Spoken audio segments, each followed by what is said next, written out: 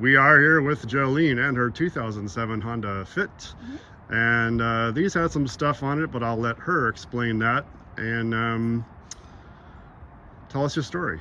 Yeah, well, you know, it is an old car, so when I got it, the headlights were kind of a little bit mucky anyway, but I tried to do it myself with two kind of researched lead store brands that I got, you know, over at the auto shop. And the first time I did it, I kind of mucked it up a little bit. The wind was blowing, and I just don't have the technical skills, I think. The second time I was just actually trying to repair the first time I did it. And I scrubbed and scrubbed for hours and nothing happened, and you know, it was just a waste of money. And so yeah, so I hired Awesome Headlights. So I'm excited to see what's happened. Yes, you will be happy. All right, so Joleen, are you ready to see your headlight fixer upper? I'm ready. Okay, let's do this. Okay. Go.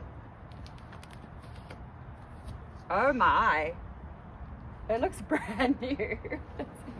And the other one. Oh wow, that is amazing. That is genuinely amazing. Thank you so much, Greg. I can't thank you enough. That's awesome. You bet.